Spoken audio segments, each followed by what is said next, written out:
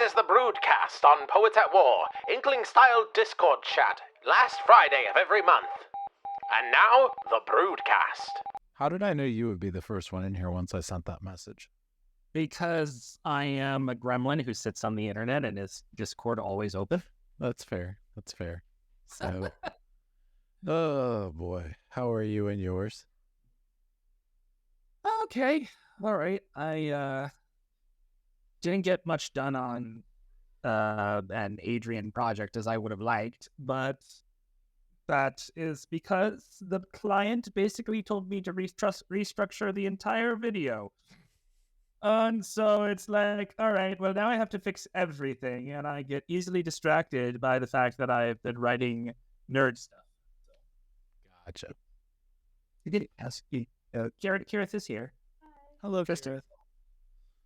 Hello, Tristan. He makes noises in your general direction. That's more than I expected, so that's good. He's a very talkative boy.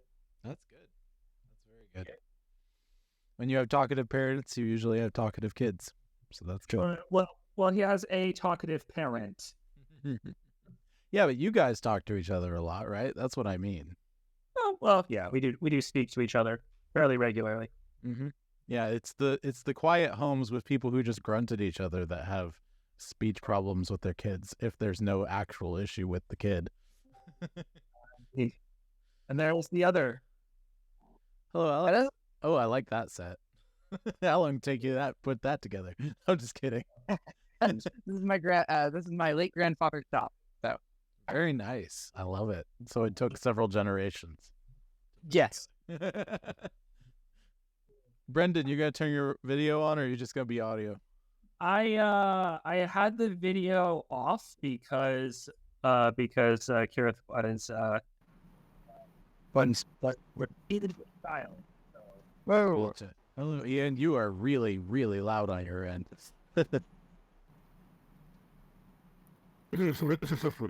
Hello, Ian. You are, yes. Okay. I'm going to turn it down. Good question. So, at the very bottom, there is a little gear next to a microphone and a set of headphones. Click on that. And then from there, on the left side, you might have to scroll down a bit, but there's a voice video option. Then lower the input volume. Okay. Hello, this is me being... All right. There you are. What's up, everybody? Hello. He's like, come over here. This is Brett. This is Mr. Brendan and Miss Kirith and the baby Tristan. That's Mr. Alex. Say hi. Hi, Hazel. Mama's trying to put Peter to sleep, and I have a feeling she fell asleep. So Hazel may be up a bit. We shall see. We'll see how it goes. Either way. We're falling asleep. All right. Still full tooling around with that, Ian? Nah, boys. And I would do anything for love. How was that? A little bit better, yeah. I just heard a change. Yep. We still have some background noise, but that'll be cut out in the final version because of the thing that I used to master the audio. Compressor. Actually, I have a different thing, but yeah, we won't go into that. The Adobe Podcast Enhancer. You can look Not to be confused with an air compressor. An air compressor. And if you know what that is from, It sounds so familiar, but I'm not placing it. Madam Blueberry. Oh, it is. Ah, There you go. Yes. compressor. When they're at Stuff Bart. There he is. There's Ian. How have you been, man? Alive? Yes. I'm aware. How's your leg? It's fine. For the podcast listeners who don't know, I injured my leg doing something epic in karate class. I flying kicked a man, and then I landed wrong and my knee went sideways. Knees aren't supposed to do that. Yep. That'll do it.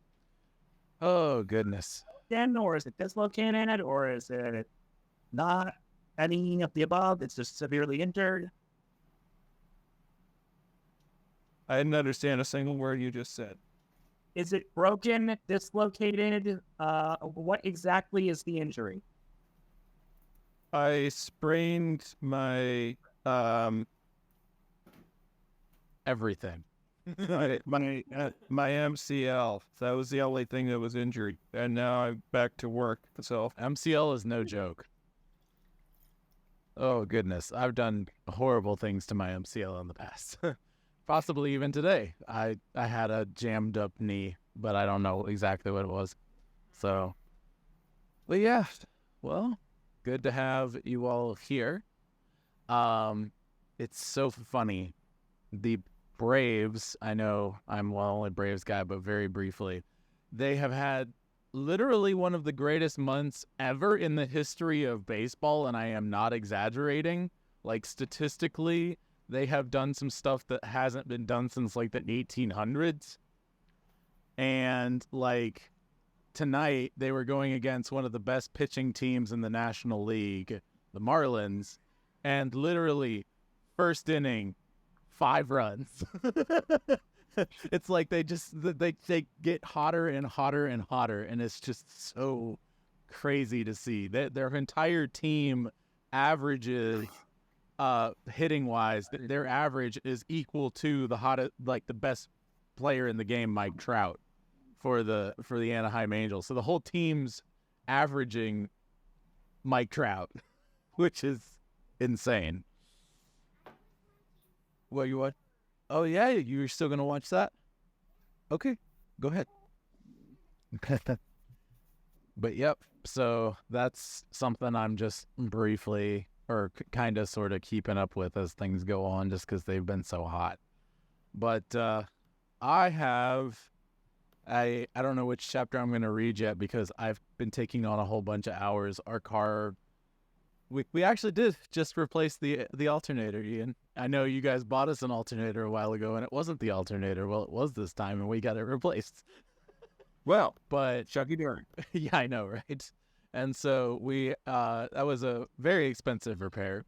And we had to go through financing, and now we're gonna try and pay it off within 100 days, so we don't have any extra fees. Basically, that's I'm picking up a whole bunch of extra hours at Fairy Tale Dreams as a result. And so I've just been very busy and tired, and I'm gonna figure out which one of these recent chapters I wrote will be good. Yeah, that's probably a good one, considering. Yeah, I'll do that one. So I'll have that. And does anyone else have anything to present? That is a very elaborate shirt, Brendan. It is North stuff. It is very elaborate. Yes, I did not believe Elizabeth. No, that's not true. But no, yeah, it's just a North Knot shirt. It's cool. I like it. I do have something that I can't read. It is a flash fiction. Hello. Hey, TK, how's it going? Good. Good to see you. Technically, it's a flash fiction that I wrote a while ago, and so I'm just pulling from old stuff to read, but I think it's cool, and I just like to hear what everyone else. This. Just I may have to cut out for a little while to go eat dinner, but I'll be back if I do. Your also has been working on stuff, but she hasn't. I don't I want to write something down first before I go talk about it. There is something that I started to tell people about, and then I never wrote it down. Right. Yep. Okay. So I have that chapter, and then I said I had something else that I wanted to share, and I'm never having a hard time remembering it. But I'll see if I can figure it out. Yeah. So, oh, I know what it was. Okay, yeah. I had an idea for something in August that would essentially be a specialized broodcast in place of what I was planning for a digital conference, considering we're coming up on it very quickly, and I just don't have the brand space to do that, but I have some other ideas. So I was going to get to that and see what you guys thought. Awesome. But yeah, so Brendan, you have something. TK and Ian, do you guys have anything to share later? I do, yes. Okay, excellent. Ian, how about you? I have things. I have lots of things. I have lots of things that just, I don't know, pick something. I can talk about my next comic, or the revisions I'm making in my comic. I can talk about my werewolf stories. Then I got some other stuff in the works that it hasn't even taken any kind of cohesive shape yet. But so I won't talk about those. But I don't know if I can talk about my sword bearer stuff, or I could talk about my werewolf stuff, whichever. They're both awesome, and actually I like those two probably the most. I like Emrys too, but I think it's a toss-up for me between swordbearer and the werewolf stuff. So I'm going to be a little bit of a jerk and embarrass my wife, but every time you mention the werewolf, she goes, werewolf stuff. Like, oh. Okay, we'll talk about werewolves then. Hello, Sarah. How are you? And she cut back out. She's figuring it out. That's okay. All right. Hello, Sarah. I'm good.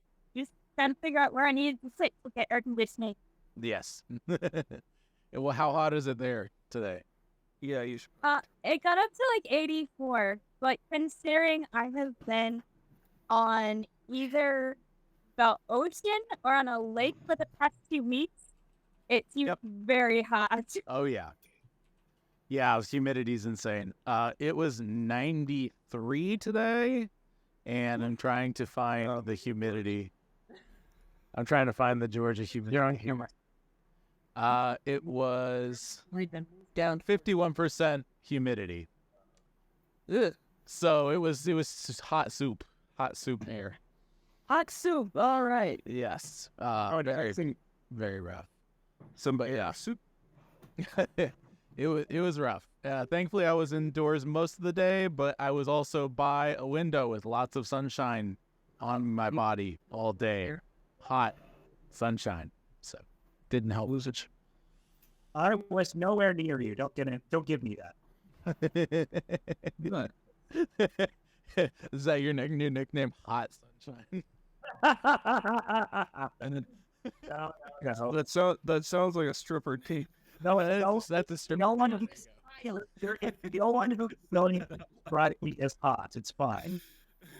I've accepted this already. So a bunch of people use this for various things. Some people call it stripper names. Some people call it other things. But have you ever guys heard of you take your middle name and then the name of the street you lived on when you were a kid? So your first name is your middle name, and then the street that you named you grew up on as a kid. Like, and so I was David Windsor. Sounds very eyebrow, but I could totally see that being a thing. Some people call it something other than stripper name. Like there's different, but that's like a common, like this is your other alias kind of thing. So yeah, I don't know if anyone's ever heard of that, but yeah, they can be pretty.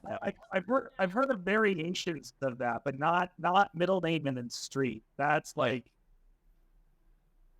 I mean, David New Britain. What? David New Britain. Wait, we have the same middle name? Yeah. Oh yeah, that's cool. Yay, besties. Anyway. Yeah. It's like, man, even more reasons for us to have commonality aside from our insanity and Aryanism. Exactly. Oh boy. Yeah, good. Forgive me if I'm chuckling. As people are posting these hilarious memes to Twitter this evening. Got any good ones you want to share? How do I share them? Well, you got the Snake Pit is the channel for the memes. Basically, you can just, there should be a share button somewhere, but I don't know. I don't use Twitter. So you know. But anyway, all right, we got one there. Let me see. Let's see the snake pit, and this will come through on the podcast too. People will be able to see it because I can look at this. It's loading, taking forever for me just because. Jingleheimer, John Jacob Jingleheimer Schmidt. His name is your name too. That is fun. I like that. It's good. That's a good one. That is a good one. I like that one. And then there was one about San Francisco and defecation. You figure that out yourself. There you go. Oh goodness. Well, how do I get to the main thing? Who would like to get started tonight on sharing their stuffs? Anybody? I'll get started. You should be able to just click the Broodcast there. You back to it? Okay. I figured it out. I had to play with it a little bit. Yeah, Sarah. Before we start off, I don't know if I'm hearing somebody's, if it's like Ian. static or somebody's. Okay. Yeah, it's Ian. This or something. If it's too strong, Ian can mute for a little bit and then unmute when he talks. But other than that, it will come out in the final version of the podcast with the software that I use. So What are you hearing? Wait, it's just it sounds like a rainstorm or an air conditioner. Well, that's because every fan is on. So That would do it. So fun fact, you can't. Well, no, you don't have to. You don't have to. It's fine. As long as he can edit it out, we're good, dude. Yeah. Yeah, one, Josh Archer edited it out, but two, each person in Discord has control over other people's volumes for them personally.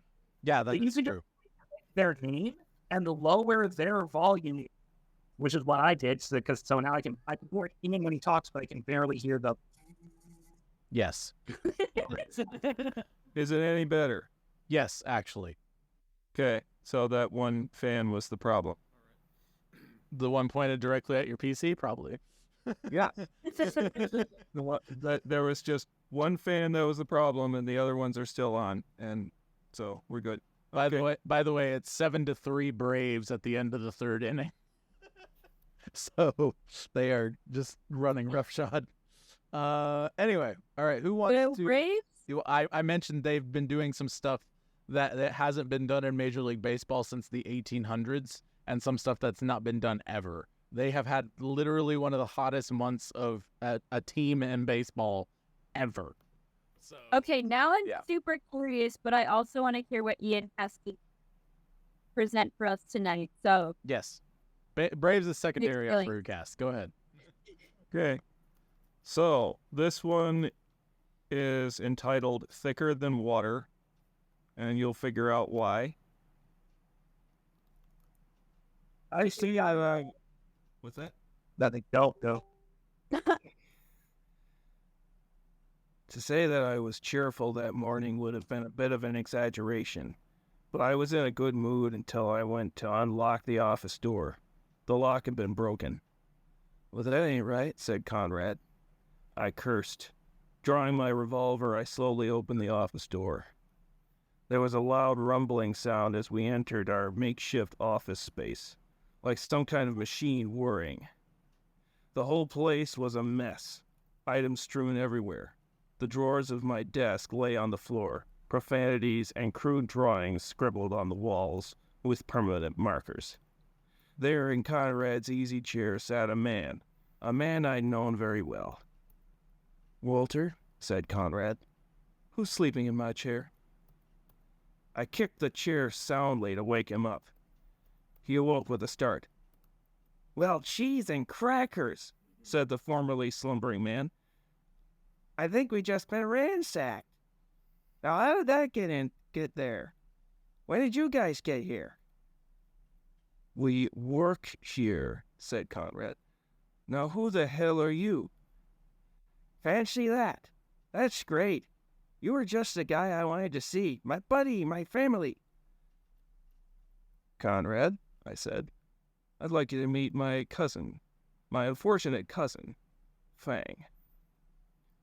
"Your cousin, eh?" remarked Conrad.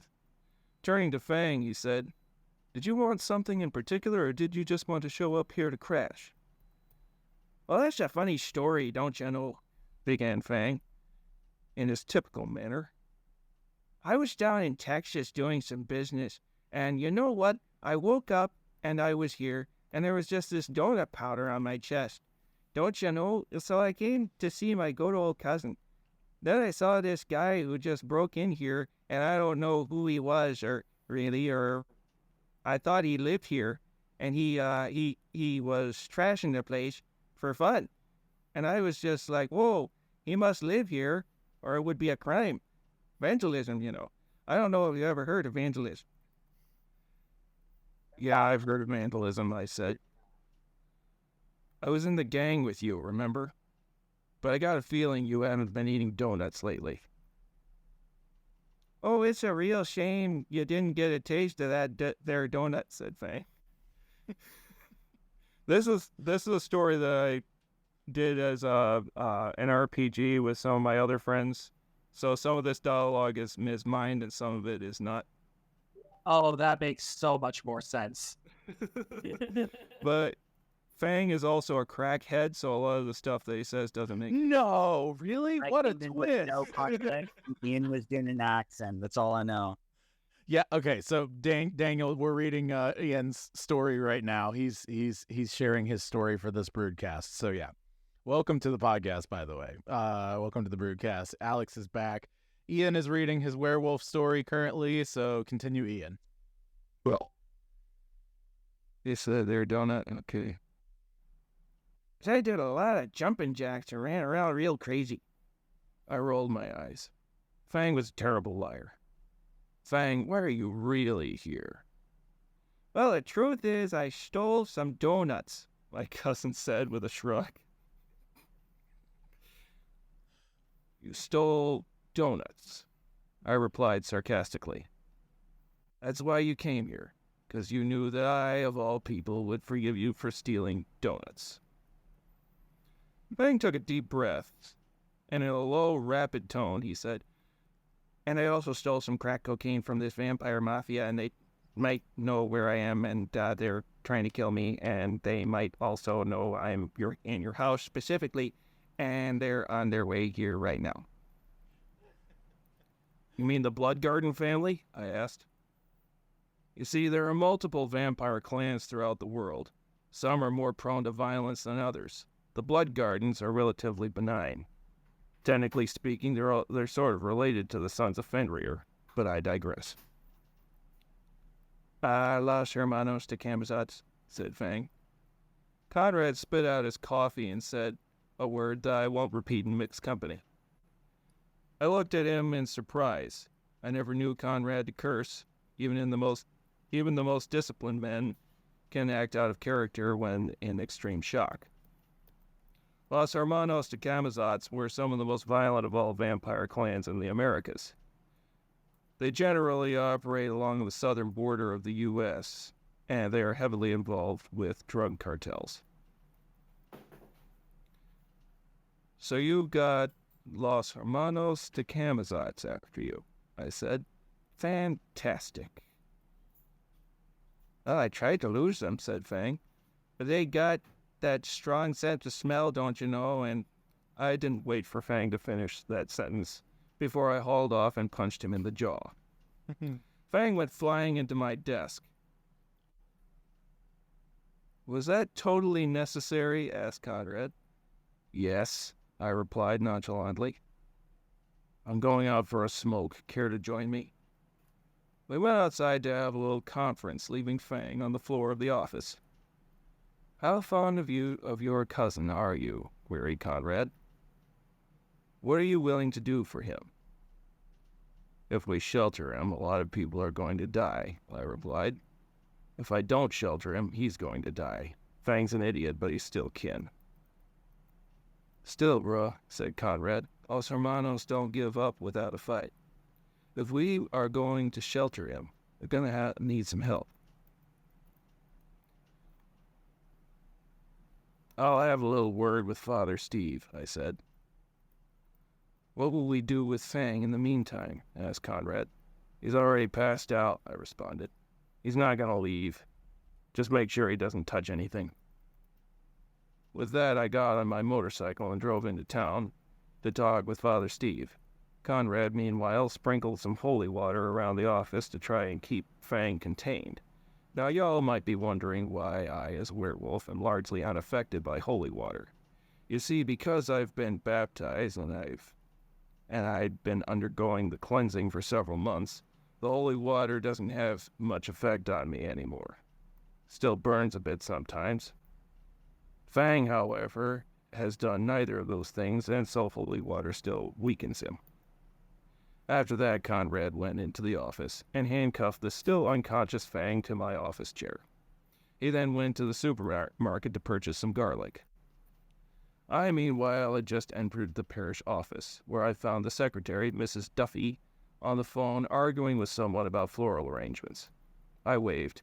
She raised her index finger, so I took a seat. Mrs. Duffy's word was law. When she finally concluded her phone call, she looked up at me with a concerned expression. "Please tell me this ain't about critters again," she said. "Good morning, Walter. How are you?" I said in a mocking tone. "Well, I'm mighty fine, Miss Duffy. How about yourself?" I answered myself. Rolling her eyes, Mrs. Duffy pressed the intercom and said, "Father Steve, Walter's here to see you." I don't know why she just developed an Irish accent. Does it the secretary on Father Brown, maybe? I guess, probably. "Send him in," came the reply. "He'll see you now," she said. "Just don't be too long." I found the priest making paper airplanes out of used bulletins and flying them into a dartboard. "I'm going to assume this ain't a social call," said the priest as he folded another airplane. "Bless me, Father, for I have sinned," I quipped. "Tell me something I don't know," said Father Steve jokingly. "That's the thing," I said, taking a seat in the nearby chair. "It's not just my sin. My cousin is in a predicament, similar to mine. He's made a few poor choices and is being pursued by a crapload of vampires." Father Steve glared at me incredulously. "Wait, what?" "My cousin, he goes by Fang, is basically a worse version of me," I explained. "He's like me on a bad day, while drunk." "That's pretty bad," said Father Steve. "Tell me about it," I said in reply. "How did he manage to get on the bad side of the vampires?" asked the priest. "You know that song that goes, 'She don't buy cocaine'?" "Oh, no," said Father Steve, rubbing his face. "Yep," I said. "So now the vampires want to kill him, and a lot of good folk are probably going to die as a result." "What do we do?" asked Father Steve. "Make sure your parishioners are equipped in case of vampire attack," I replied. "Sure, that'll go over well at the next parish council meeting," said Father Steve. "Does Fang know where the vampires currently are? Do they know where Fang is?"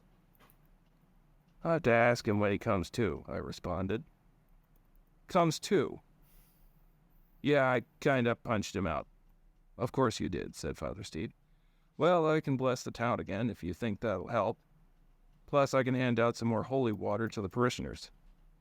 "That should do it," I said. "And pray, of course." "Of course." I then left the priest's office.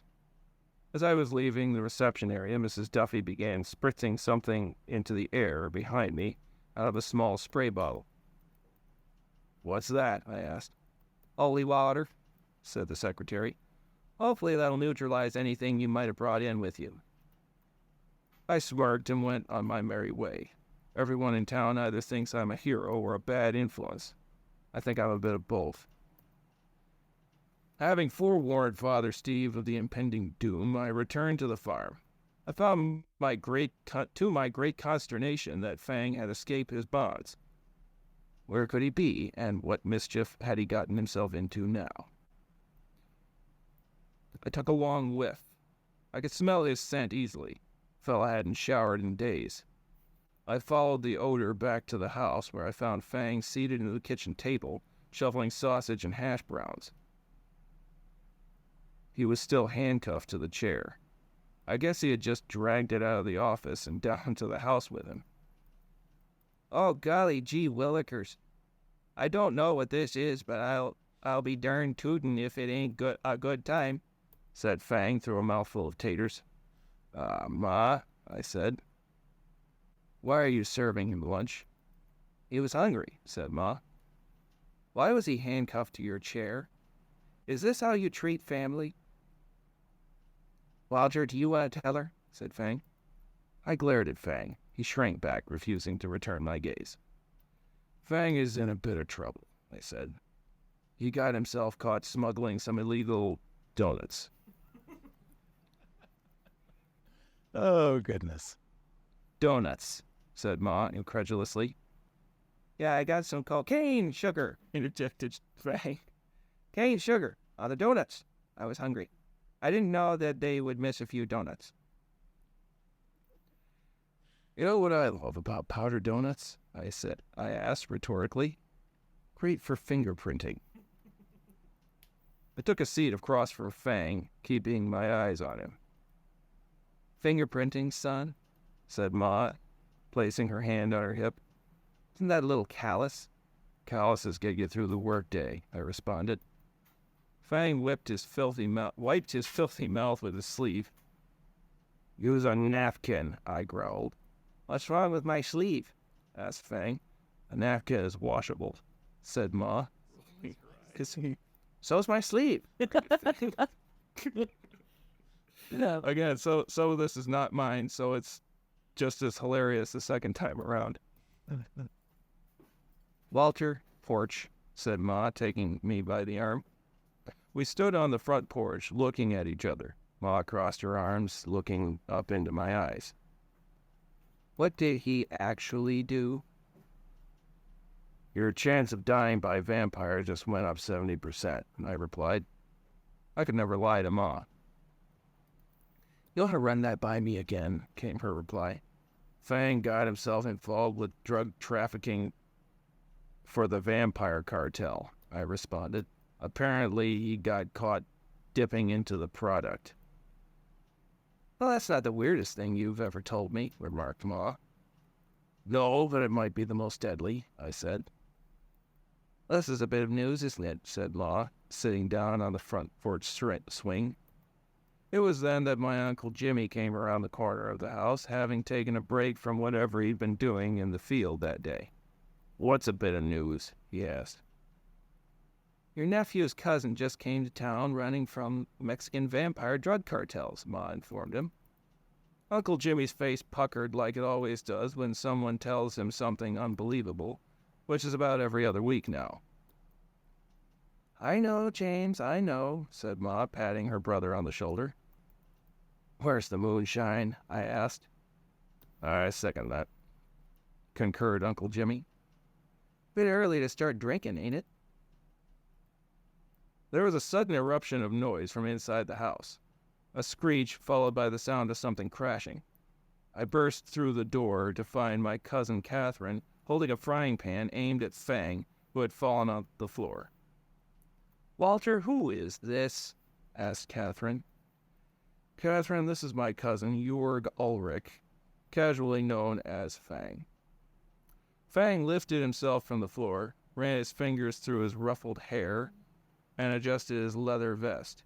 "Hey there," he said with a grin that showed off all the jagged teeth that had given him his nickname.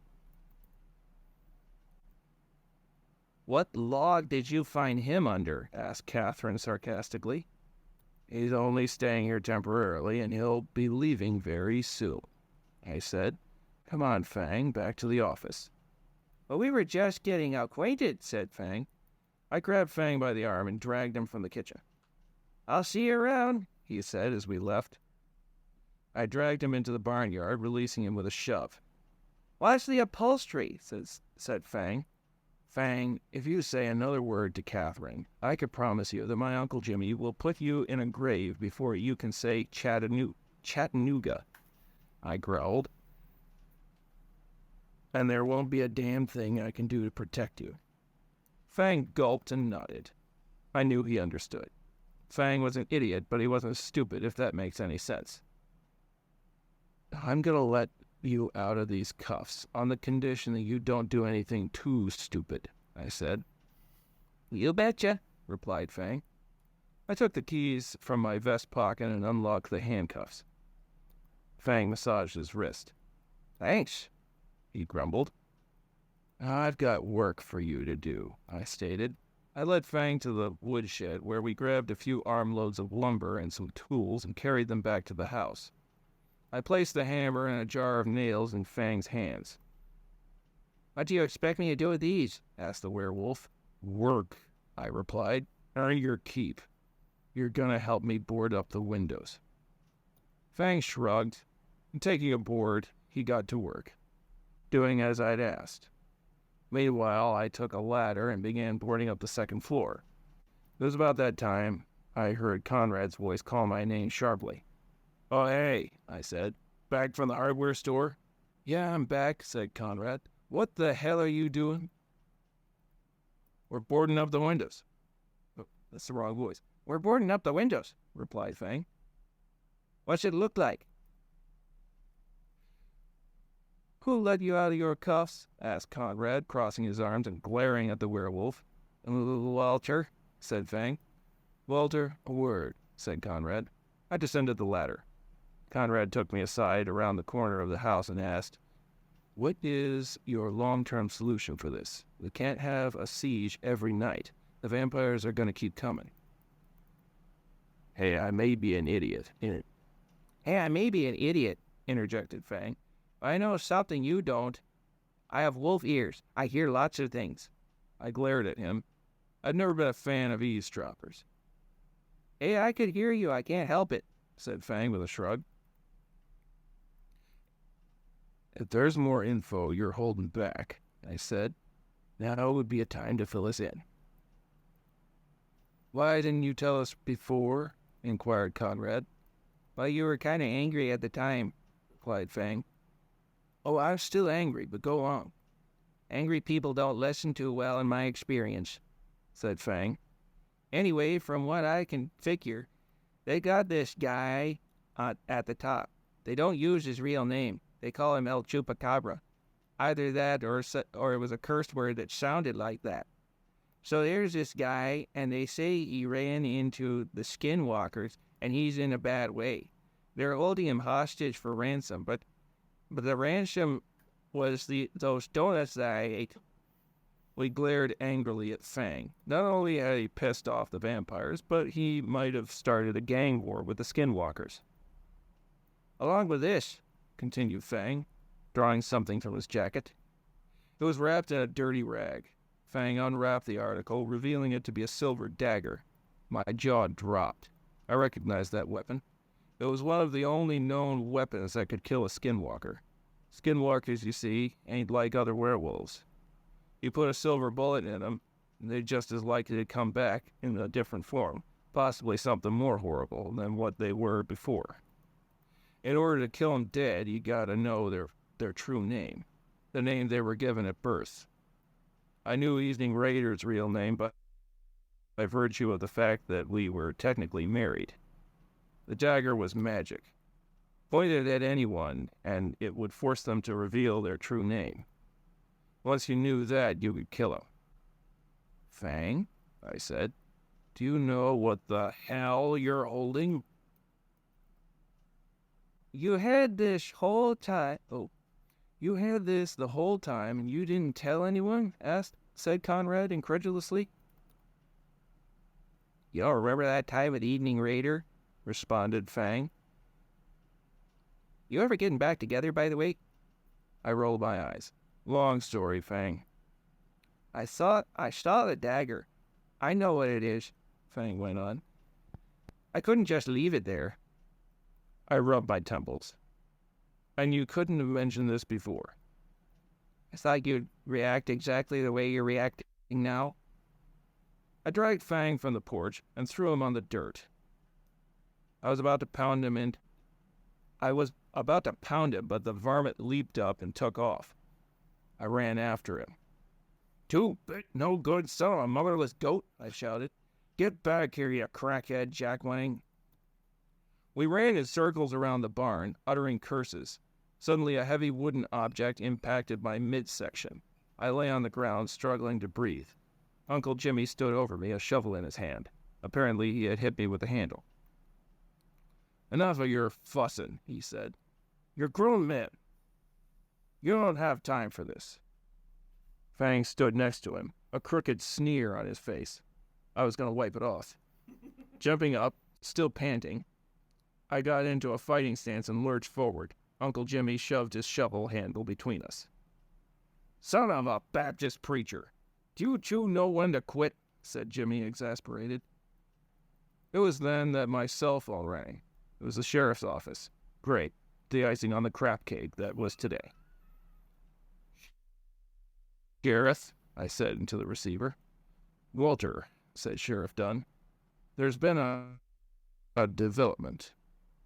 "What sort of development?" I inquired. "Julia's in the hospital," the sheriff replied, hesitantly. "She just got shot in a routine traffic stop." My heart dropped to my boots. "Why? By whom? Where? Did you get 'em?" "I don't have all the answers, son," said Sheriff Dunn. "Come down here to the hospital, and I'll give you what I know." I hung up the phone without saying goodbye.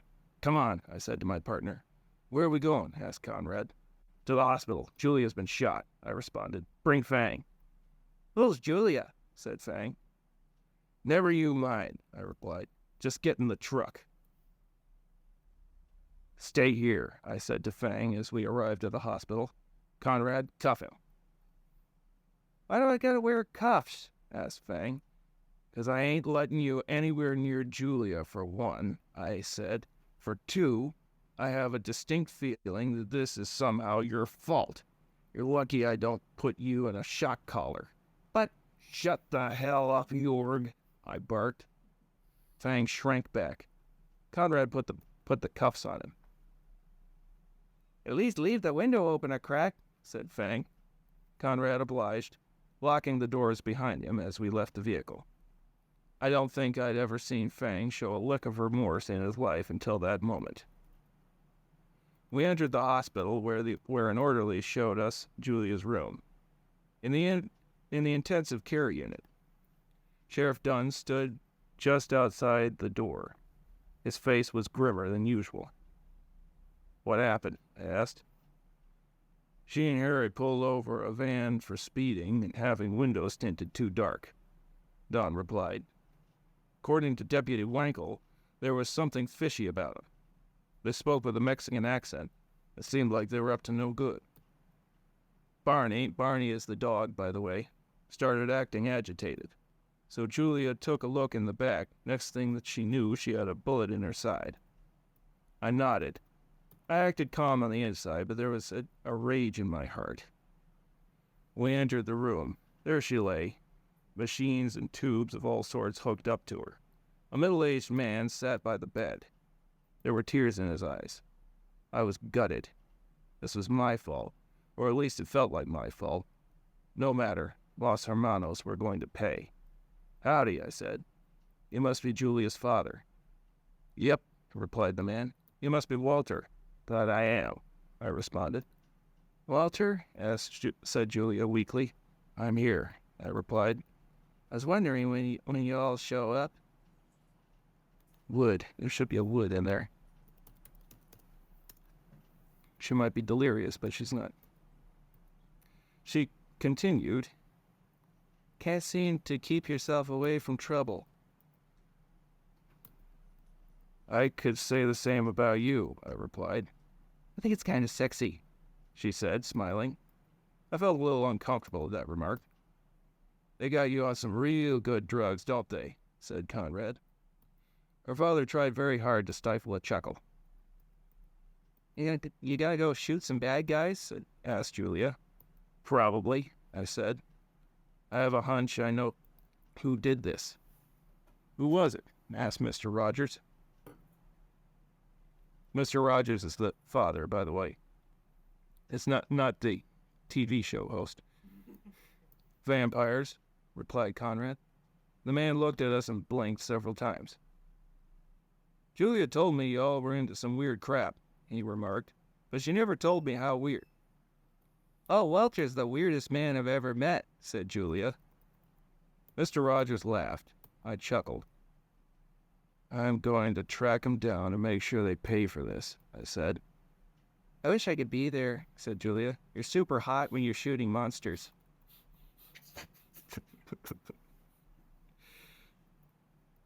I'm not ashamed to say that I blushed at that last comment. This was the first time Julia had ever expressed anything short of revulsion for me. Julia's father couldn't hold it in any longer and laughed out loud. What are you laughing at, Daddy? Asked Julia. Nothing, sweetie, said Mr. Rogers. Get some rest, I said. I'll tell you all about it when you ain't higher than Willie Nelson. Give me a kiss before you leave, said Julia. We'll both regret that when you're in your right mind, I said. Ah, just a little peck, said Julia, making a pouting expression. Mr. Rogers mouthed the words, go ahead, and gestured at her head. At his head. Or at her head. At his head? Yeah, I'll take a kiss, sir. I shrugged, leaning down. Leaned down and gently kissed her on the forehead. That'll do, she said groggily. A second later, she was fast asleep. I gave a slight chuckle as I left the room and went back out into the hall. Well, that was weird, I said. Not really, said Conrad. I've sensed for a while that there was something going on between you two. Really? I asked. My brother, you are blind, said Conrad. What's that supposed to mean? So we walked back out to the parking area. We heard the sound of a car alarm going off. Oh no, said Conrad.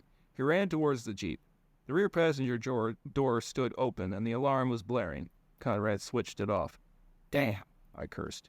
Where the hell did he go? Asked Conrad. I got no idea, I responded. Wait. There was a small slip of paper stuck under the windshield wiper. Unfolding it, I labored to read aloud the nearly illegible handwriting thereupon. Dear guys, I'm sorry I've caused so much trouble for you. I'm going to turn myself over to the vampires. Fang. Cursing, I crumpled up the note and threw it on the ground. Conrad said something in French Creole. I assumed it was less than savory. What does he think he's going to do? Asked Conrad. We've got the knife. They'll probably kill him once they find out he doesn't have it, I said. Then they'll come after us. What's the game plan? He asked. We strike first, I responded. Hey, Walter, said a voice from behind. Harry Wankel approached us at a quick pace, a concerned look on his face. What can I do for you, Deputy? I said. You gonna pay him back for what they did? Asked Harry. Yep, I replied. That a problem? Not at all, replied Harry. I want to help. Help how? Asked Conrad. There was a passel of them in the van, explained the deputy.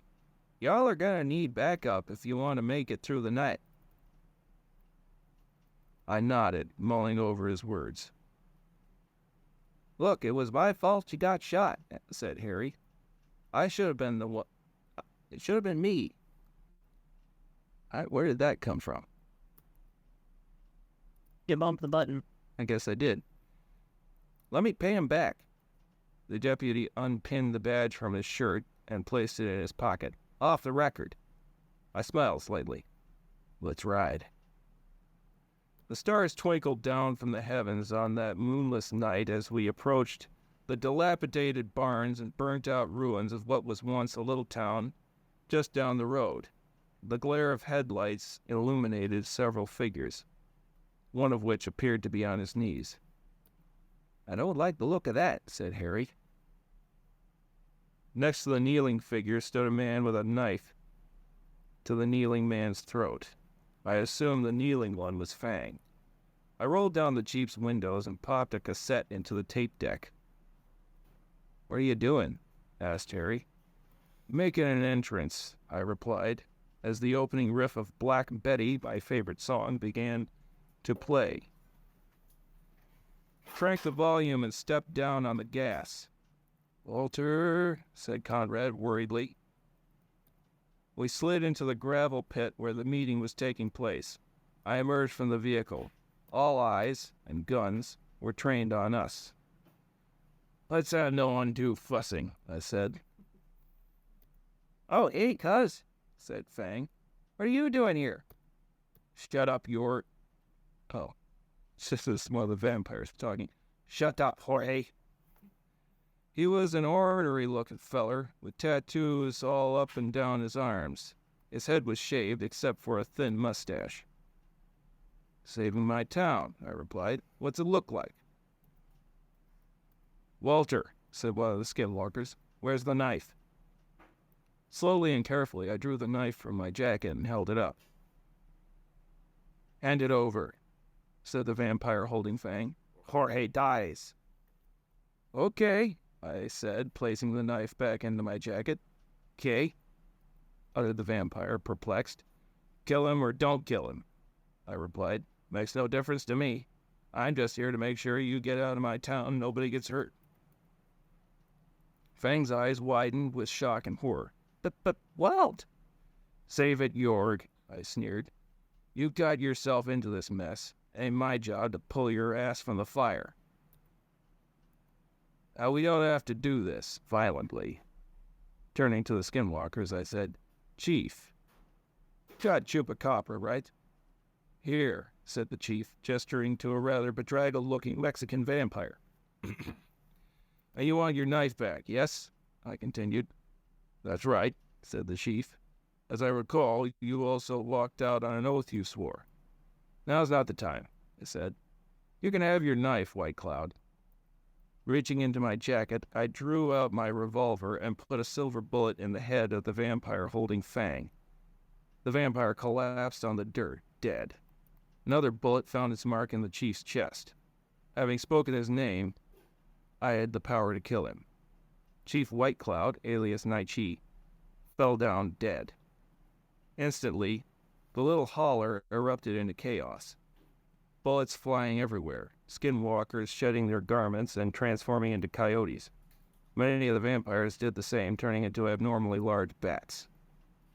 I dove over the Jeep's hood, using the vehicle for cover as the hail of bullets rained down.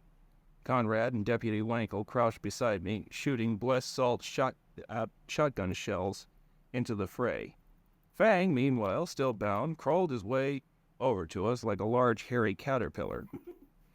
I kept him covered, shooting anyone or anything that would do him harm, but for the most part, the skinwalkers and vampires were too busy fighting each other to take much notice of Fang. He'd served his purpose. "Well, look out," said Fang, as a skinwalker pounced from behind. From behind me, it should say me there. I held back the slavering jaws of the beast from disemboweling me, but now I had to dispatch him. Drawing the magic knife, I said the skinwalker's true name and cut his throat. Fang was near enough to the Jeep now that I simply grabbed him by the shirt and yanked him to safety, tossing him into the back of the Jeep. We all got into the vehicle and peeled out of the holler, probably running over a skinwalker or two on our way to safety. "Wow," said Harry. "Ain't never killed a man before." "They ain't men," I responded. "They may look like 'em, hell, they may act like 'em, but they ain't men." Harry shuddered. "Oh, jeepers, thanks for saving my life, Walter," said Fang from the back of the Jeep. "You know, Fang, I was about this close from letting you twist in the wind," I said. "After all the trouble you put me through, I should have." "Why didn't you?" asked the werewolf. "I had to get back at them for what they did to Julia," I replied. "Who's Julia, anyway?" "A friend," I replied. Or replied twice there. I'll have to change that. Sounds like a little more than a friend, if you ask me, but okay, remarked Fang. That's exactly my point, said Conrad. You taking his side all of a sudden, I remarked. I ain't taking his side, replied Conrad. I'm just saying, on this point, we agree. Just go for it, man, said Fang. Life is short. Worst thing that could happen is she says no, added Harry. I grunted in reply, not wishing to discuss it further. Once we'd made it back to the farmhouse, I released Fang from his handcuffs. Now beat it, I said, and don't ever come back to this town again. But, began Fang. You caused us a whole world of trouble, said Conrad. I don't care if you are my cousin, I added. If I see your face in this town again, I'm going to shoot you. Okay, I get the picture. But not even for Thanksgiving? No. Now get out of here, you crazy varmint, I said, pointing at Fang's bike. Okay, whatever, said Fang. I'm just trying to mind some fences. It's supposed to be men. Mend some fences. I mean, golly, we are blood, don't you know? And blood's thicker than water. Water and all that crap. Just get out of town, you orc, I shouted. The motorcycle roared to life, and Fang drove off down the road to whatever fate awaited him next. I sighed, thanked Harry for his help, and went inside. There was Ma sitting on the couch in the den, drinking a cup of hot tea. I was wondering if you'd be back, she said. I didn't expect you to wait up for me, I remarked. I'm your mother, Walter. It's my duty, Ma replied. I sat down next to her on the couch. How'd it go? She asked. Bloody, I responded. A lot of dead monsters out there, but that's okay. I bet, said Ma. You heard anything from Julia? So far as I know, she's okay, more or less, I replied. You gotta ask her out? Asked Ma. I looked over at her, knitting my brows. Ma, she hates me. No, she just hates the fact that she loves you, replied Ma. I sighed. Good night, Ma. I went up to my room and changed out of my work clothes and collapsed into bed. Now that's basically the end. There's another, bonus scene after that, but that's not... We're running out of time here. Yeah. So...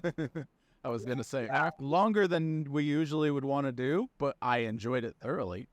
I'm sorry. Awesome. I didn't realize it was going to take that long to read. Well, okay. Yeah. Have you read Jim Butcher, The Dresden Files? I watched the Dresden Files TV show. I'm so sorry. How dare you read books that infinitely better, and your story reminds me of the writing that you have reminds me a lot of his writing. Yeah. I haven't read them, and I know that, yeah. Easy part, fast dialogue. Four things. One, really long. You could break that up into... I'm surprised you haven't read them. I'm surprised you haven't read it on the road to it sounded very in vain or fantasy. I would figure out if it's fantasy. You're cutting it out. Daniel, you might be covering your microphone. Is better? No, it's not. I think you're actually covering the microphone on your phone. Maybe change up your grip. Testing. All right, there it is. Yeah, okay. I had to the part covered. But yeah. As I was listening, it really sounded like Tim Butcher's Jim Butcher, yeah, that's the name. Yeah. It really sounded like his stuff. I was surprised you haven't read it. Anyway, three things. One, when Conrad cups Fang to the desk, you used the word desk, but then when he breaks out, he was cuffed to the chair. Second, you said that when he pulls out the knife, when Fang you're shot, you're like, I know what that knife is. It forces the person to reveal their true name when it points it at them. But then in the fight, he just knows the dude's name and says it. With the knife, he doesn't have to point it at the guy. So those are two slight just slight things that I would mention. Also, vampire with a mustache? Why not? Great style. I thought it was that the werewolf were the POV and not the vampires. And it seems like it's always the other way around. Listen, the last person who I saw a mustache on was the dude from Top Gun Maverick, okay? So I had a very... Yeah. Sarah, did you have anything? Or Alex?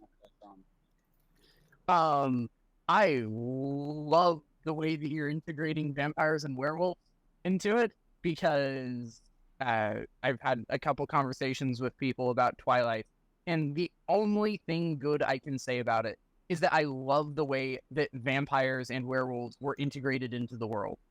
Everything else about it is absolutely terrible. It's just the worst trash you've ever read, basically. But the way that you're doing it is just as, if not more interesting, especially having a baptized werewolf. I want to know more about this world. And by that, I mean a lot more. And that is, as a world builder, that is exactly what I'm looking for. It's a taste, and I just want to be flooded with a Star Wars level of detail about the world. Now, It's like the 10th story it's written about. well, I need to go find all of them and read them. Yep. They're all, There you go. And Ranger Ian. Yep. I just... Ian already knows everything I think about the story because I edited it, and now I feel like I missed a whole lot because Yale pointed stuff out, like, and there are a couple times I tripped over things, like I should have noticed that. Okay, so yeah, I guess we have a short one, palate cleanser. Anybody in particular? Mine's fairly short. Go ahead, Brendan. Yeah. Mine is short. This is just a flash fiction in the universe, in one of my many universes. Okay. All you don't really need to know that much backstory, except that a lot of countries are at war, and this country in particular that these characters are in is not a good country that they work for. They're not nice people, but you'll get that. So, Dale carefully moved through the underbrush, trying his best not to get snagged on the thorns and branches that seemed to reach out of the trees.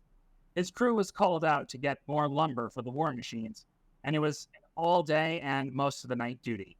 But he obeyed, or it was much better to obey than to earn the ire of the warlock. How much farther? Sven, his crewmate, grumbled to the other one. Nearly there. Jack was chipper despite the long day. I'm telling you, this one will keep us busy for a while. Dale didn't respond. The musky scent of the forest was something he was used to, but even it was particularly strong today. Perhaps because of the fog bank that rolled through that evening. Jack had claimed he found a tree so large the warlock would be pleased with their findings. Of course, he had to brag about it within earshot of the boss. And so now they were stuck trying to find it. Not only that, but they had an escort with them. One of the scarecrows in the field marched along menacingly. No one had to explain why it was there, but they all knew. If they didn't behave, they wouldn't see the dawn. Dale suddenly collided with Sven. It stopped, which seemed to be a result of Jack stopping. Watch it, Sven snarled. He obviously was the most put off by their escort. Yeah, what's up? They had just entered a bit of a clearing. A small They had just entered a bit of a clearing. Small toadstools grew up all over the earthen floor. Above them, the night sky seemed so peaceful, the stars twinkling in the deep blue-purple tapestry above them. Jack's voice was quiet. How did it? It was here. What do you mean it was here? Said Sven. His voice was angry, but underneath was real nerves. This is the glade where the tree was supposed to be, Jack was annoyed as he wildly gestured into the empty clearing. It should be right there. Did you get lost? Sven asked, side-eyeing the scarecrow. Please tell me you got lost. There has to be a big tree for the boss, right? I didn't get lost, and I'm not lying, Jack snapped, desperation entering his voice. Behind them, a gravelly chuckle escaped from the scarecrow. Don't worry, little Jack. The demon in its stuffed straw body shuddered. Its glowing eyes fell on the smallest of the group. You have all night to find this tree of yours. Dale moved quickly forward to Jack. Are you sure this is the right spot? Jack nodded quickly as my alarm goes off. Jack nodded quickly, his eyes darting around, trying to think of something. I mean, I'm sure I didn't get turned around. I marked the route like we were supposed to. I measured the diameter and everything. Dale moved forward into the field until suddenly his foot sank deeper than he was expecting. Kneeling down, he examined the earth. In the middle of the clearing was a large deposit of loose soil. It was turned and disrupted, like the soil around a weed that had just been pulled up. Hey, Jack? Dale called back to his companion. How big did you say the tree was? So 66 inches. Why? Jack trotted into the glade after Dale, Sven and the Scarecrow following shortly behind. Dale didn't like that answer. He had been a lumberjack for 20 years, and he was confident in his ability to guess size just by sight. The torn-up dirt in front of him would have been perfect for the size of the tree. I think you got the right place. I just think your tree was... He glanced up at the Scarecrow, not sure if finishing the sentence would end his execution. Its eyes flashed. You know this forest, mortal. Its voice hissed out from the darkness. Do you think such an event could occur? Trees don't move, Sven said quickly. Must have done something wrong. Turning, he raised his lantern. Come on, guys, before the fog gets any thicker. It was then that the earth moved. Under their feet, the mushrooms rippled like a tide, and from the mist leapt a figure. In a blur of motion, the Scarecrow was sliced in half. Its screech, an infernal sound, a mixture of pain and fury. Its shadowy body extended from out of the straw, clawing toward the assailant. However, the fungi beneath seemed to open like a maw, slamming shut over it, trapping it in place. Dale looked around just in time to see something big and burly with what looked like a wide hat strike him hard with a club. As he went flying, he saw Sven get buried under a swarm of smaller hat-wearing things. The demon and the Scarecrow unleashed a loud shriek of anger, only to be silenced with the sound of a sword stabbing through cloth and straw. Dale tried to get air, but his lungs were filled with some kind of powder. He didn't know what drowning felt like, but he imagined it would be something like this. He blinked away the tears of pain and gazed with horror at the events unfolded before him. The giant tree, the one they were supposed to find, was moving back to its location. It was following something. It looked human, but the head was wrong. As his vision darkened, the thing turned, saw him, and moved over. His eyes fell upon it, and he realized what was happening. Its head was a mushroom. All of these things, their hats, were not hats. They were mushroom caps. This thing bent over him, and holding up its hand, clenched it into a fist. Pain exploded through Dale's chest, and as he died, the last thing he tasted was the earthy taste and texture of a fungal growth growing out of his body. And Wow. What? That is disgusting. Nice. That was That is disgusting. I think I'm gonna use that. go the mushroom man, the mushroom man, the mushroom man. I like the tree moving. That reminded me of a thing Aaron and I had been working on years ago and never got around to doing, but yes, it was cool. I did not expect that. Neither did I. I did not see that incoming. I too have sentient scarecrow demons in my work. Yes, I've recorded one of those for you. Yeah. They're let's be honest, scarecrow demons are fairly common within horror tropes, but At it's least still American horror tropes. It's you get a little less of it in Europe, but there's still a little bit there. Yeah. it's a good trope. Let's be honest. I mean, anything like it says in I think it's Prince Caspian or something. Anything that isn't human but could be a human. Like, you remember that whole bit, and then you reach for your hatchet. You know, anyone else remember that bit or just me? Trump gets saying something about the things that appear human but aren't, and is referring mainly to the White Witch because they're trying to raise her. Yes, yeah. And Trumpkin's basically just saying anything that seems in any way human but isn't, you keep your eyes on it and you reach for your hatchet. That's actually from the line that went in the wardrobe. Is this from that? It's Mr. Beaver. Okay, gotcha. Yes. Okay, because that was him explaining her lineage connection to giants and stuff. Anyway, okay. Yeah. I get some dialogue from Mr. Beaver and Trumpkin mixed up depending on the situation, but yeah, they serve similar roles in both books. They're both fantastic characters. Yes, they are. So, I think we're good on that one. Who would want to be next? We've got TK. Sarah, do you have anything? I mean, I can keep reading my Alien story. You really? That sounds fun. I've kind of trying to decide which chapter of this one I've been writing to do. I'm probably going to stick with the one that I picked, but I do have a question. If I know you said that my story could be shorter, if there was like one scene that you could cut out, which one would it be?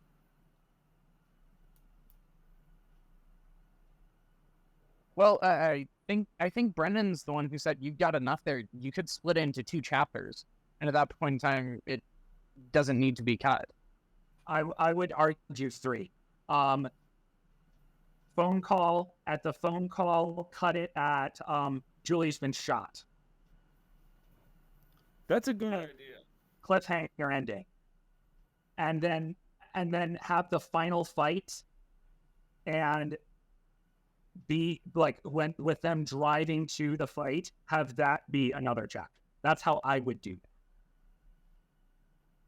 Okay. Yeah. Because that way you'll have all the drama without it like because it's like you went through like an entire TV episode worth of content there, dude. Yeah.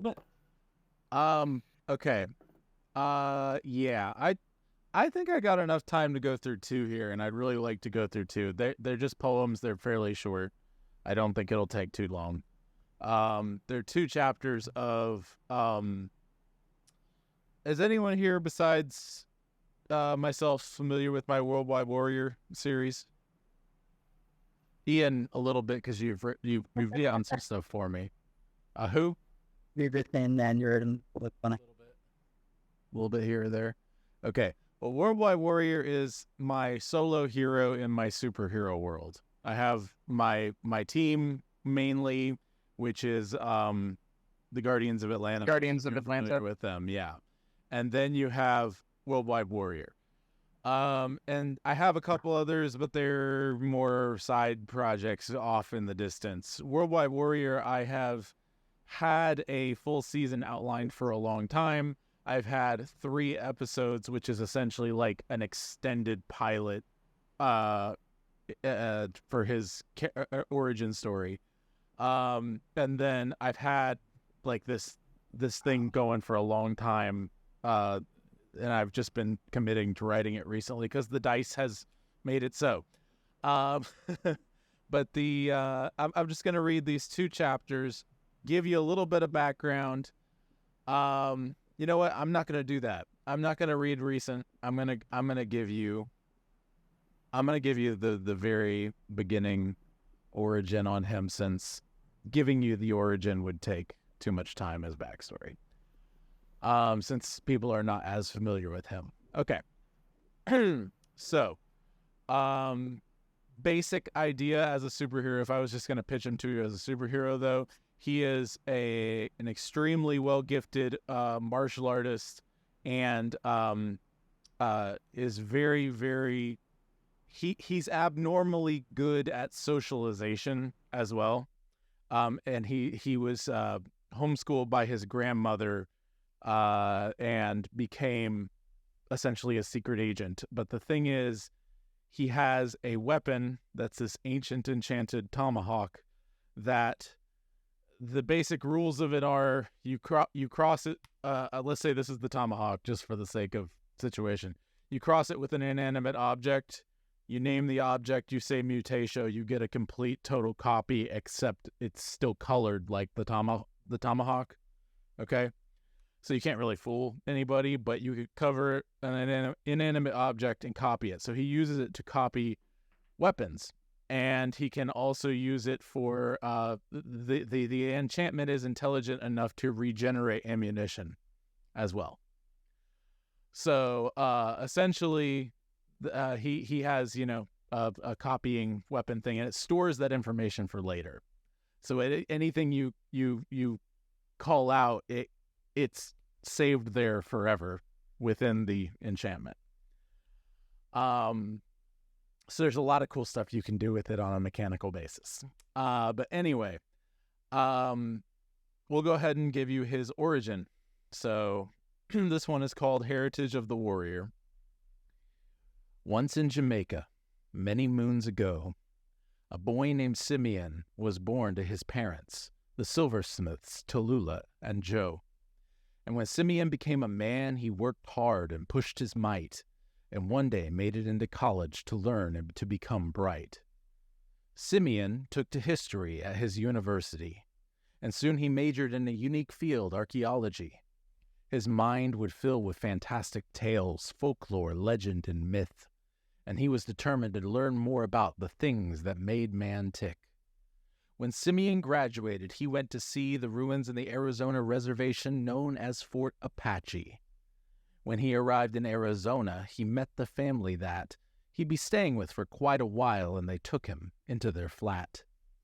The family was very kind to him, though he'd come so very far, and the patriarch of this Apache family was a man named Itzachu Star. Itzachu had a wife and 2 children. One was already a man. Itzachu prized his family like gold, like diamonds he valued his clan. His wife was named Salali, and she was Cherokee. Her son was strong and very brave, and his name was Nahari. Then Itzachu's daughter, who was only 13, Rayan, was her given name, and she had skin like a coffee bean.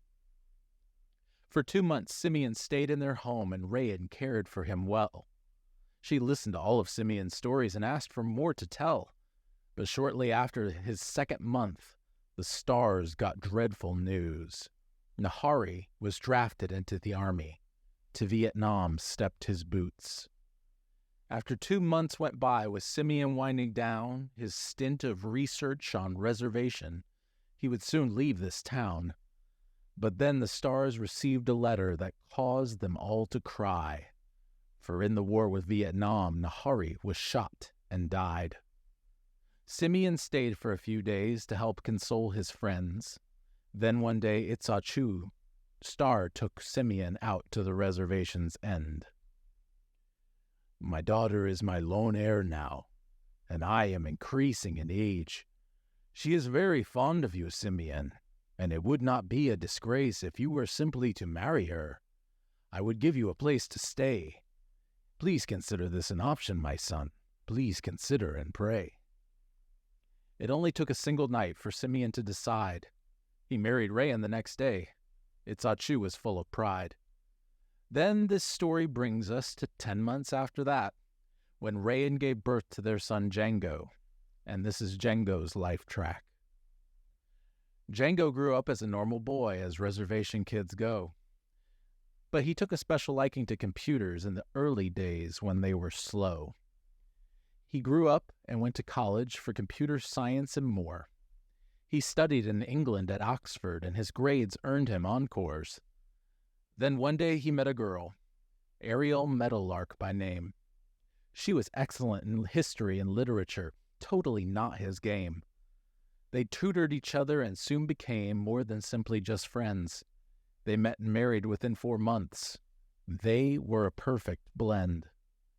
They soon found out with DNA testing their blood held nearly every race, Celtic, Germanic, and Asian with Ariel, and a whole lot more within that space. Django had many a darker race, like African, Indian, and more, like Arab, Hispanic, and Polynesian. Listing them all was a chore.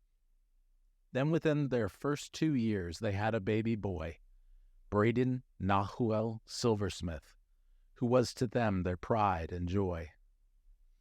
When Braden was only 3 years old, Django and Ariel were asked to go on a missions trip with their church, so they took Braden back to his grandparents at Fort Apache to watch him while they went. But little did 3-year-old Braden know his time with his parents was spent. Over the Bermuda Triangle, his parents' plane disappeared. Braden was left to be raised by his grandparents, but in wisdom he was reared. Simeon taught Braden to love folklore. He told him many tales of knights and Vikings and samurai, of monsters and dragon scales. But once again, when Braden was 11, a plane met with disaster as it crashed into the World Trade Center and made him grow up faster. But while all the world was crashing down around the USA, Braden and his grandmother were in Fort Apache, watching Simeon decay. Cancer was taking him faster than they knew, and before they reached the 12th, Simeon died in a hospital bed with no way left to help. Rayan comforted Braden a while, but then they had to move on. She got a job teaching in L.A., so to California they were drawn. She raised Braden alone for 9 years, maintaining love in their hearts. She raised Braden to be a warrior, and this is where our story truly starts. There you are. Alex. Wow, that was so good. Neat. So yes, Rayan was 13 when 13/14, depending on birth date. But she gave birth to Django around that time. That's Braden's father. He's missing in action. But the situation, as far as that goes, Braden's this like I said, he kind of becomes this specialized agent who's especially good, kind of like Zorro, with this sort of Bruce Wayne side of things, where he's really good at speaking different languages, at blending into situations. He's a mixed person. He can pass as just about anything. But he's also an incredible martial artist and warrior with this ancient tomahawk. And his grandmother is a 55-year-old spicy, half Cherokee, half Apache Native American woman. She's only 55, and she's like really good with computers because she's just a researchaholic. And so she's essentially like his support through all his missions, right? And she can pass as a little younger, but it's his grandmother. and she's also struggling with headset guy, pretty much. Yes, basically. She can be headset, or she can be, whatever. She can be the Bernardo to his Zorro, in certain situations. But she's a really fun character as well. And she's even dealing with like, how long am I going to be able to do this with him? I'm 55. I am getting older, but I don't want to get older. My son is missing. My daughter-in-law is missing and have been missing for many, many years. They're probably dead. My husband died of cancer, and I've just got this insanely talented 20-year-old who I just want him to do like the greatest things in the world. I want him to actually be able to save the world, right? And she will push him to those limits at times, maybe even a little too hard, just because she wants her life to be of some kind of importance too, his life and her life, since they're the last in their particular line from her dad, So yeah, there's a lot there, and this is just the origin of. You haven't even gotten into who Braden is yet, really, but yeah. So there's a lot packed into this. So, any other thoughts before we continue on? I just like in the lineage. Yeah, I went back and forth because I felt like it was too much of a prologue for a while, but then I'm like, but you can't, like, the whole point of his character, at least in part, is the fact that he has like every kind of race, in his body legitimately, all these different bloodlines and things. And it's like, that's part of what makes him a unique person for this unique situation. And so like I just wanted to like show that, and the only way I could think to do it was to tell the story from Simeon. I could go back further. I had for a while a family tree. I don't know if I can still find it, but I can always remake some of the things that I know happens in it. But so yeah.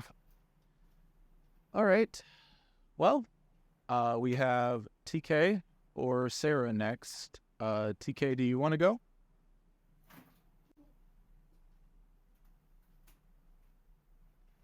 Or yes, no, maybe. Talking to you. Oh, I was saying, do you want to go my next? ears. Did you want to go next? Sure, I can go next. Okay, we will listen. Okay, can you pull it a little bit close? Thank you. That's a little too close. Can't hear everything very well. Looking. Oh, whoops, wrong document. How many documents you got open over there? Only 2 now. I apologize for the grunting. It is the baby. Totally fine. Okay, so this is a portion of a chapter. Well, this is a chapter in my upcoming novel. This is about my half-orc Boris. By the way, both his parents still alive and they love each other. Just, yeah. I don't have really any orphans. I broke the Disney rule.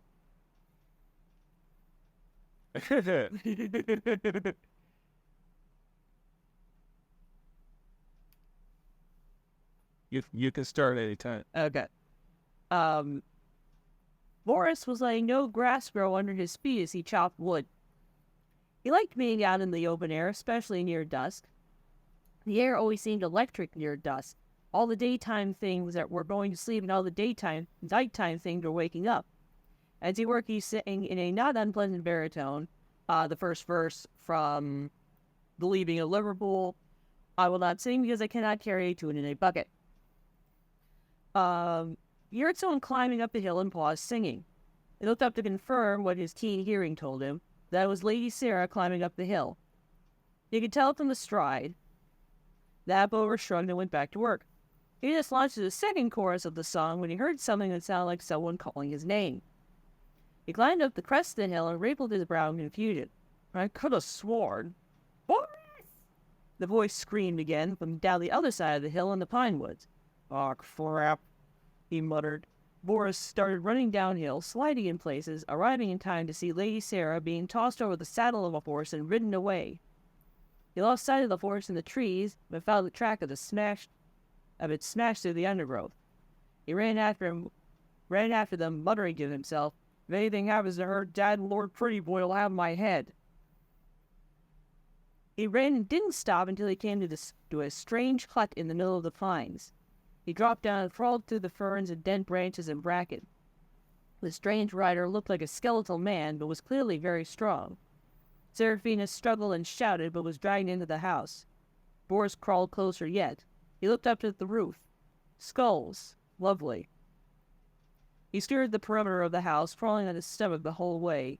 He whispered, I haven't come up with the magic word yet. His magic hoodie changed from being a cloak for his ogre features to hiding him in the brush.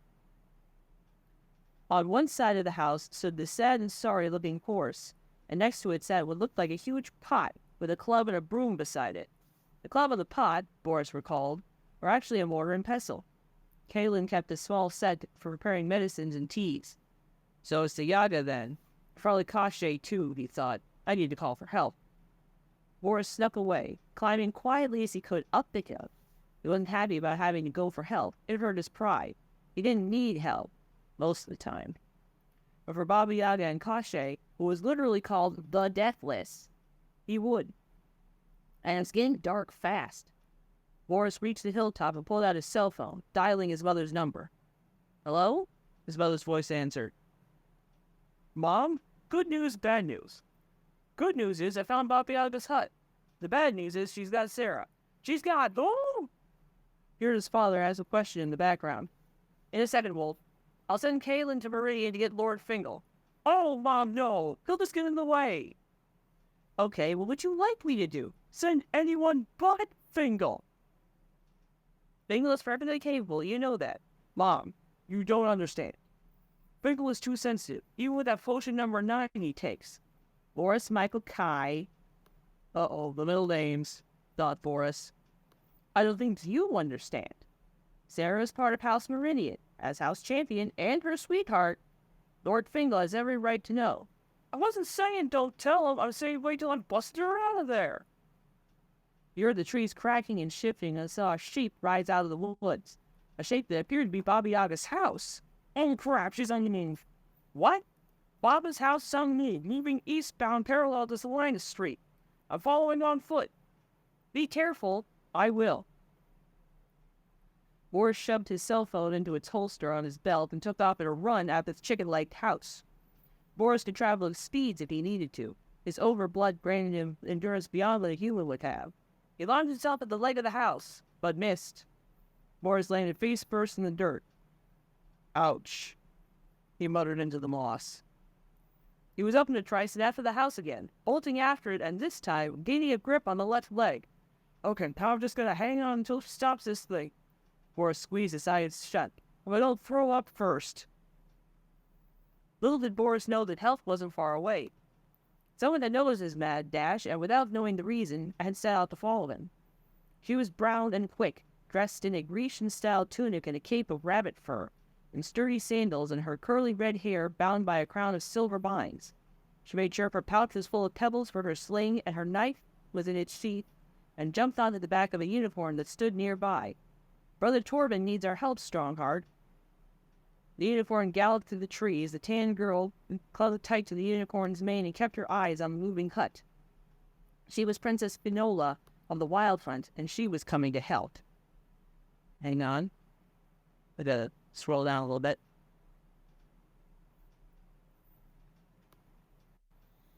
Boris hung on tightly as Baba Yaga's cottage continued to walk through the shadowy places of Rock City. The halfling opened his eyes and saw in the near distance the power transfer station near the college. The cottage had come to a stop. Boris jumped for safety. He crouched in the ferns and blackberry brambles and waited, thinking about his next move. Should I wait for Dad and the others? He muttered to himself. Or should I try to break in myself? I wish Mom would let me carry a gun.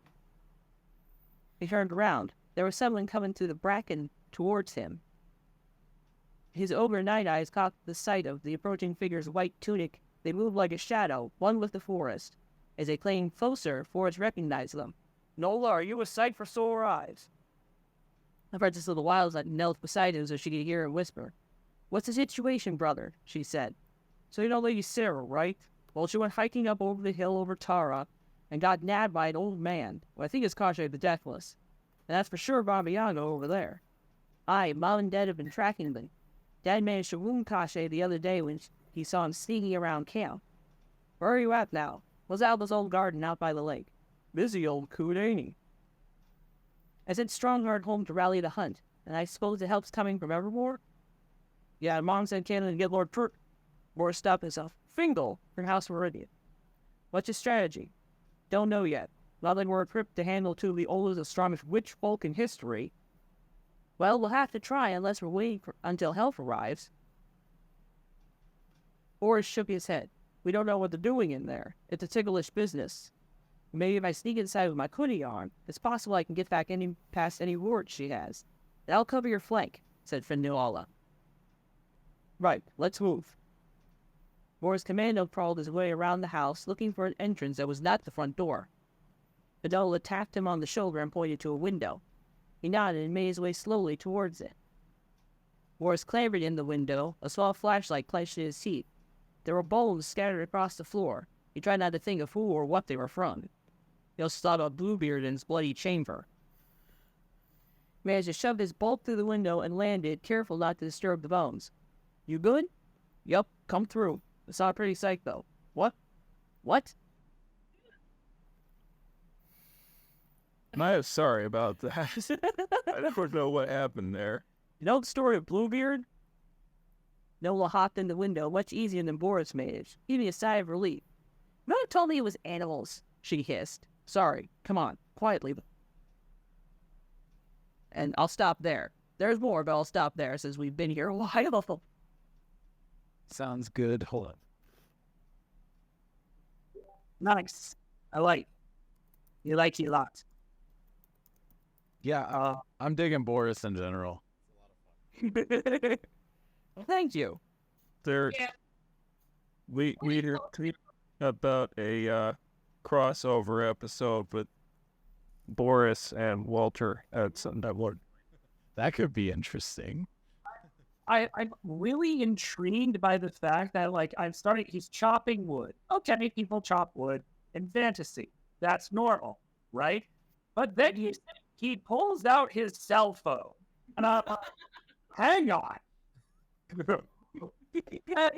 and like, okay, so, maybe this can be a topic at some point, but, different people handle, language in fantasy novels differently. I know one guy who subscribes to using modern slang because in universe, even though what they're saying is technically different, to everyone in universe, it would sound and translate into modern slang because that's how they would hear it, right? You know, so he is totally fine with his fantasy universe using cuss words and turns of phrases that are, like, you know, modern and stuff. So I was like, okay, Please write this down and explain this to one of my beta readers. I'll try to He insists that I use like medieval style King James English, and I'm just like, no. I will. I can try to find that video. I'll try to remember to send it your way. But like, I was just assuming that what you were talking about, because you got the magic cloak, you've got the chopping wood, you've got the horse going through the underbrush, and then he pulls out his cell phone, and I'm like, hang on. And then he's like, then he's talking and providing coordinates, and like he's parallel the history, and I'm like, are we in fantasy? Are we in modern? She's dealt this character before. Maybe you didn't hear it when she did it. I'm just, yeah, I might have missed something because I am busy wrestling with a small child. But but no, I really like it. I remember our conversation about magic items, and so I'm like, hey, I know about that cloak. But yeah. Anyway, so Then I'm back. Yes, their guns are nice. anyway, I just saying I like it. I'm intrigued. Thank you. Yep. All right. The great text of the Evermore stories. Yep. I'm excited to hear more from that for sure. Oh, I thought it was hilarious because as soon as you said Sarah got kidnapped, I was like, oh, people's gonna be bad. And then you or is it something that's pretty part of it? Fantastic. Brendan, one thing I forgot to mention, going back to Worldwide Warrior, I wrote Simeon before I knew about your dad, but as soon as I saw your dad, I went, okay, if he was over 6 feet tall and a deep voiced Jamaican man, but basically had the exact same personality otherwise, that's Simeon. So, And it's sure Great character. the 6 foot deep voiced Jamaican man is very disturbing. I'm fully aware. I have heard so much about your father. He's become this sort of mythic figure in my mind. He is a mythic. But does this man even exist? Glenn Sunshine. Yes. Look him up. He's written books, and he's very smart. He also has a weekly podcast that's fantastic. He's also a short little man with a beard similar to mine, but even more glorious. And he's He's 5'11", okay? He's 5'11". you say Yeah, he's my height. 11. He was definitely at least 2 inches shorter than me. at least when I met him. I feel like that's because you were wearing combat boots. I don't wear boots. I wear sandals. I don't know, whatever. Anyway, he might have shrunk at his old age, but yeah, no. Yeah. But I've always but his general shape is like 5'11", I'll be generous. Gnome. He's very gnomish. I love that man. I want for Halloween I want for Halloween I wanted to buy him a blue jacket and a red pointy hat. Why don't you? In yellow boots. I mean, I could do the yellow boots, but then that would turn him into Tom Bombadil. Yes. 5'11" gnome height, y'all. I'm saying gnome shape, Daniel. Gnome shape. I thought y'all were calling it 5'11", dude. Short. Look up Glenn Sunshine. Okay, I'm posting a picture of him in the thing and showing it to everyone who Okay. is listening, just so they know I'm not being mean or anything. I shared a video of him saying hi to Alex and the rest of y'all. Yeah. Yes. A while ago. Did you Where get is it? Where is it at? Where'd you post it? I'm gonna post it. I haven't done it yet. Just a minute. No, you have it. Okay. I'm getting there. Patient. I'm running OBS to record this thing too, so it takes a second. Let me see here. Let's do it in You hearing your computer chug? Green Dragon Tap Room. Here we go. I'm just going to copy paste the image location. Copy image link. Oh, fireworks. Yeah, we've had a few around here too. Fireworks. So that should take you. Yep, there we go. Okay. Yep. Yeah, there we go. There he is. There's Glenn Sunshine. Okay. Scroll. Oh. Okay. Yes. Like I said. There's a guy in Perch who looks like that. So yes. To add to the gnomishness, he has gone on his podcast. It's called the Theology Podcast, by the way. With it braided before. Yes, with the beard braided. Very dwarven. It's amazing. It's fantastic. Yes, he is great. And I did do an episode of Poets at War with him.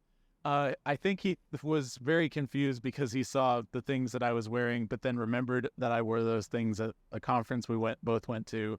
But then he was also confused because I said I wanted to talk about the Dark Ages and were they really dark kind of thing. And then we started talking and he was like going full like laser focused on history. And I was like, I want to talk about the implications and the art. Eventually he was like, oh, okay, yeah, I'm all about that.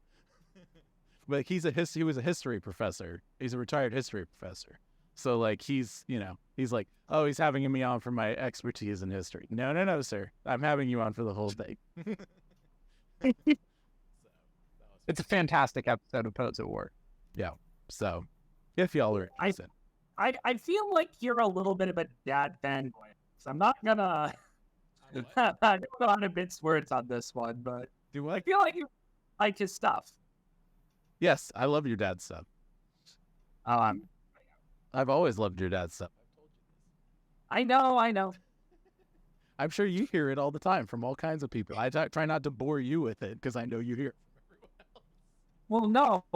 What gets weird is when I had people who have never met me before hear me talk, completely separate from Dad, and go, "Excuse you, are you related to Dr. Sunshine?" And I'm like, "Yes, I know I'm my dad's clone. Thank you." You are the rock and roll young version of your dad in so many ways. Cool. But any which way. All right, Sarah. So who's going next? You are on mute. I think you are our last one for reading, and then we can hang for a little bit after we wrap up the recording. We're almost to 2 hours now. But I try and keep it under that. So, but yeah, we'd love to hear a little bit more of your AON fanfic. It's been a popular thing on the shorts and TikToks and things that I've been putting out of the Broodcast. So definitely want to hear some of that. I was saving the best for last, and anyways. Here, let's take it. Here. Chapter 1 to Eowyn and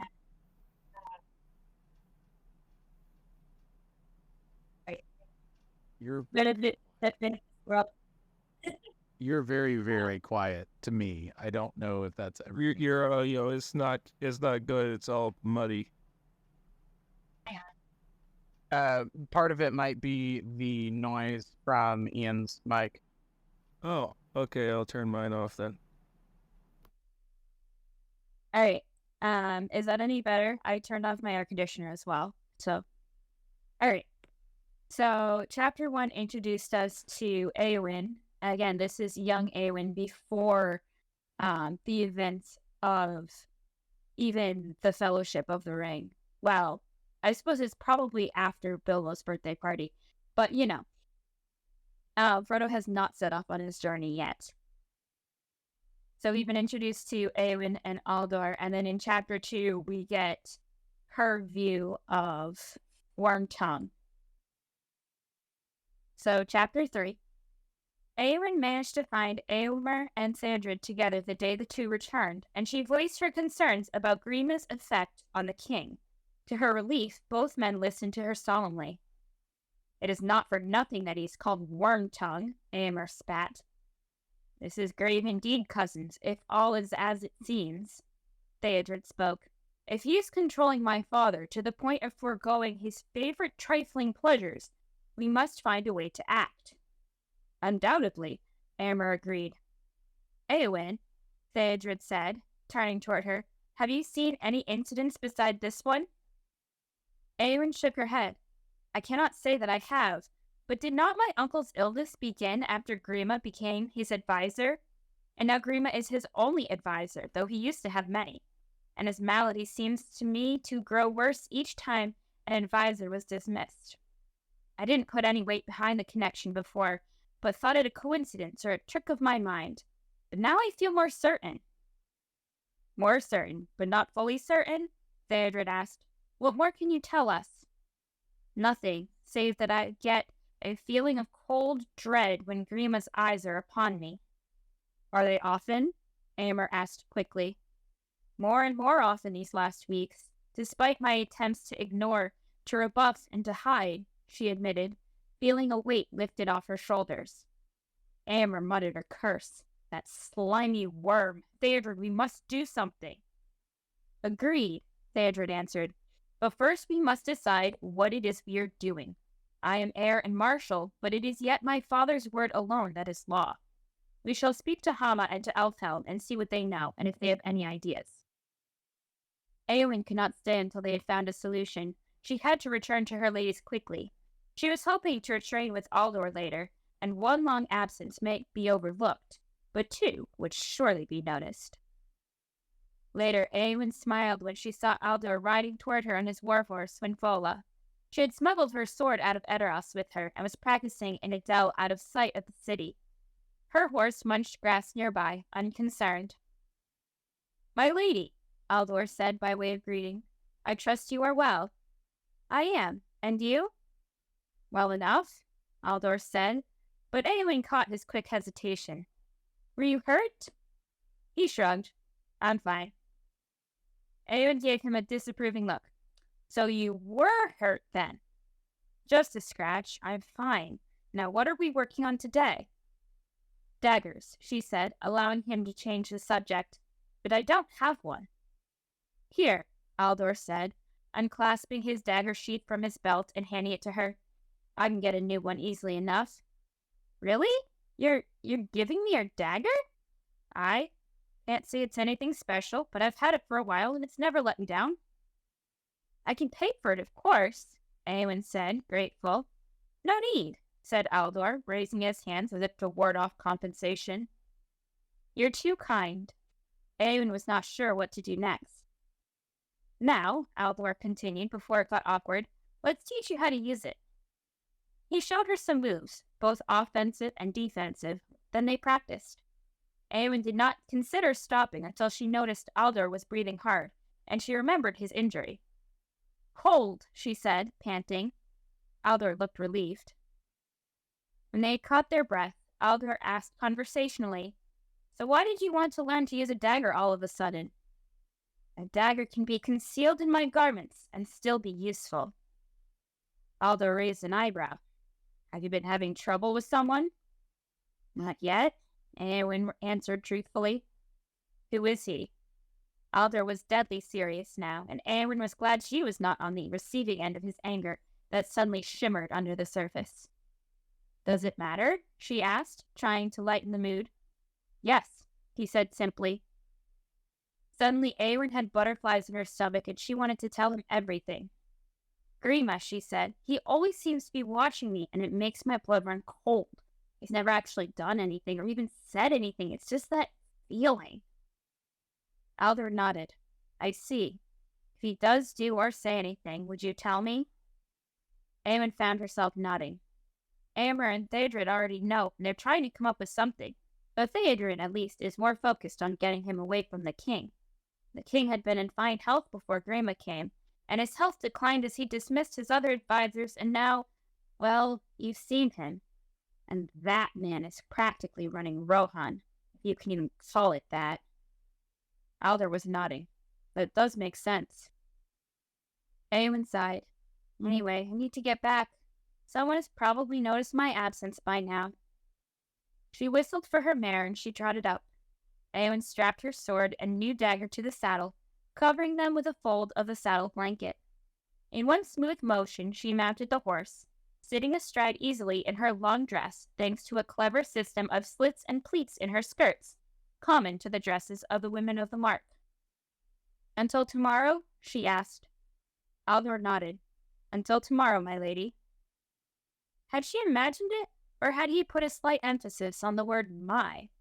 There was no way to be sure. She certainly could not ask him, so she nodded and turned her course toward Edoras. A few days later, Eowyn was talking with Eomer, and when she laughed at a joke he made, he looked at her in surprise. "My sister laughs again, does she? It's been far too long since I've heard that sound." "There has been no reason to laugh in an age, it seems," she replied. "And now there is?" Eomer looked confused. "What is it?" Eomer ducked her head to hide the blush she could feel heating her cheeks, but Eomer saw it anyway. "A man, then," he said, laughing. "It's about time. Do I know him?" "I think not," Eowyn said quietly. "Does Theodred?" "It is possible." Eowyn raised her head to meet her brother's gaze. "One of his Eored, then?" She nodded, a slight smile creeping to her face. "Well, he does take the best of the lot. So as long as this man makes you happy, and it seems like he does." Now that Theodred, Eomer, and Aldor knew of Eowyn's discomfort around Grima, she noticed that at least one of them was either near her or near the advisor whenever the two were in the same room. Theodred was never anything but polite to Grima, but there was disapproval in his every word. Eomer was nearly frosty in his treatment of the man, while Aldor never had any reason to interact with him, and could often be found sitting or standing between Grima and Eowyn, doing something so perfectly normal that he was invisible among the other men in the room, unless someone was looking for him. Then what he was really doing seemed obvious.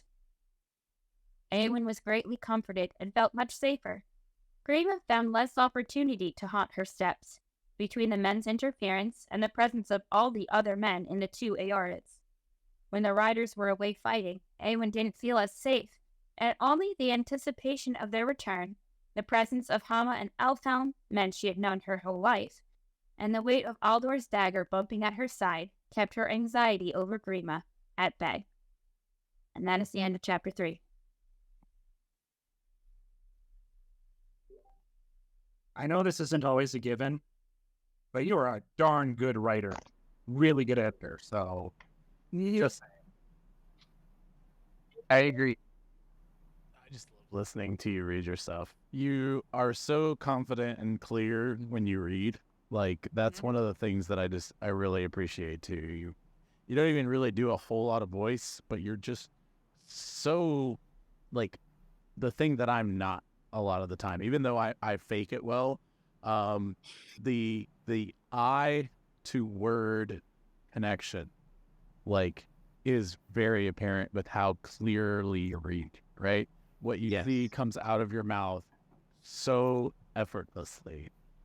I as someone who struggles with that, with my dyslexic issues, even though, like I said, I fake it well, it's just one of those things that, like, I'm like, man, it feels like she could just read something forever and be totally fine, and I would just stumble and get tired, my eye strain and all. For the hyperlexic. I can't hear you again. Ian, can you mute for a second? Thank you. Go ahead. I do lean toward the hyperlexic, and I do read about 20 minutes every school day to my students. So. And I've never heard explained before. Hyperlexic. So it's a term that means, how do I describe it? Well, you know what dyslexia is, right? It's difficult words and things get spun out of place and whatever. Hyperlexic is pretty much the opposite. Like, words just automatically work. And you don't have to do anything. And it doesn't take anything. It's not hard. It's not even almost hard. It's just, it is. Jealous now. Okay, yeah, we get it. It's a superpower, basically. I'm not exactly hyperlexic. I just lean toward the hyperlexic. Yeah, I need to do a lot of practice. Something that I noticed, the difference between when my sister reads and I read. She reads whole words. I read letters. She learned to read whole words, whereas I learned to sound out the letters. That's why she mispronounces things all the time. And see, my issue is I read ideas. I don't even read sentences. I read ideas. Myself, I relate to that with my sign language. It's pretty much that. Yeah. What were you saying, sir? Reading to myself, I read like paragraphs and half pages. Reading out loud, it's definitely more sentences. Brendan, did you have something? Oh, I mean, not really. It's just sort of like it's interesting, distinguishing sentences and stuff. Like my brain works in pictures, so I don't read ideas.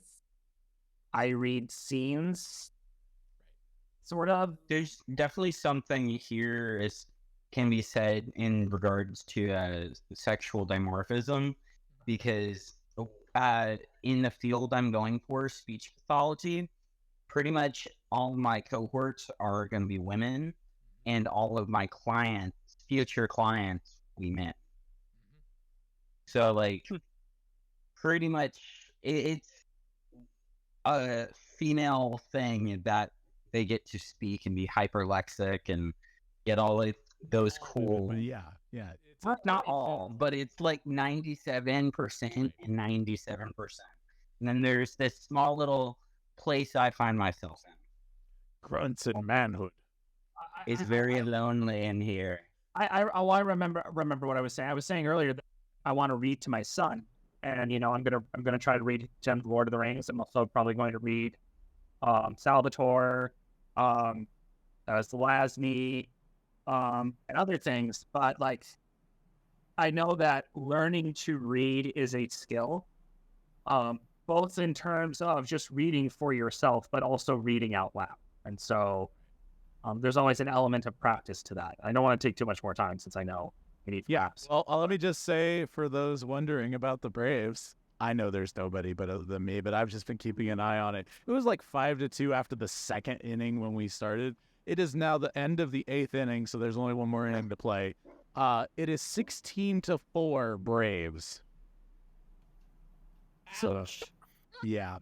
I'm going to pretend like that means something. Let's just say it sounds more like a football game score than a baseball game score. Where they play? Do what? Who they playing? The Florida Marlins.